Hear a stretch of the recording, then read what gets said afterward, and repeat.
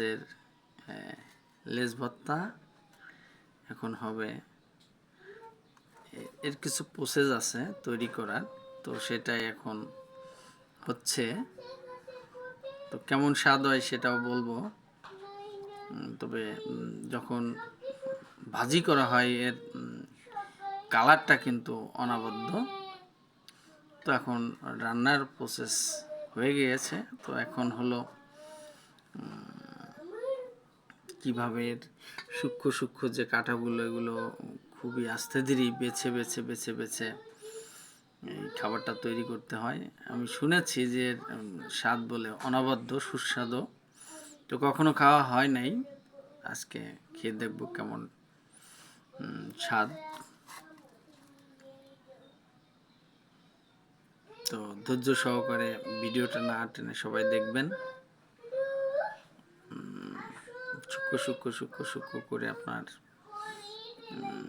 যে লেজের কাঁটাগুলো আছে এগুলো আগে বাছতে হবে, তারপরেই এর যে আসল সুস্বাদু মজাটা সেটা পাওয়া যাবে।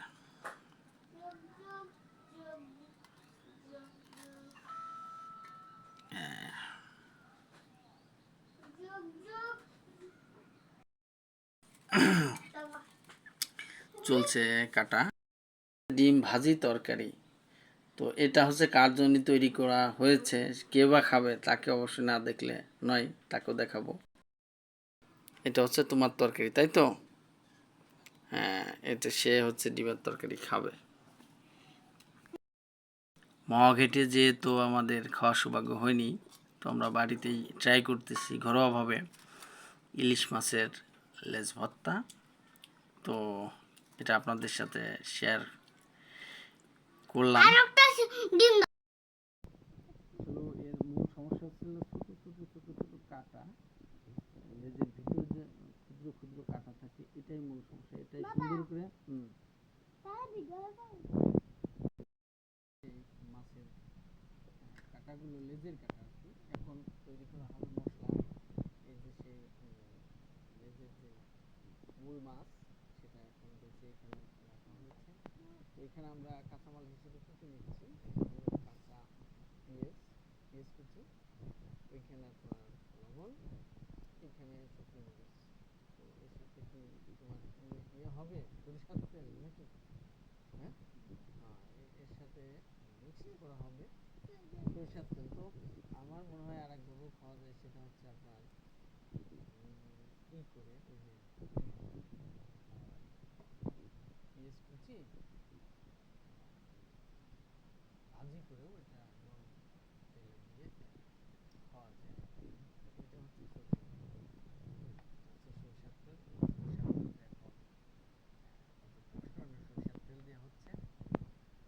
এটা দিয়ে দেখা যাক ঘরোয়া পরিবেশে লেজ ভর্তা কেমন লাগে। আমার মনে হয় পেঁয়াজও কিছুটা কম হয়ে গেছে।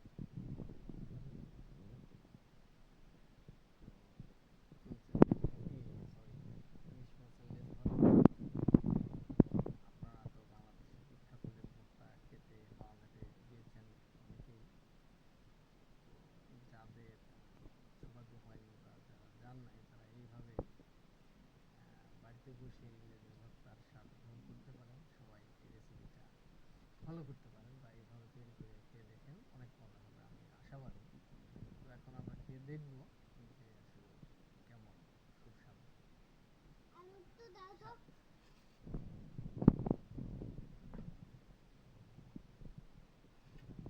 চলছে রান্না।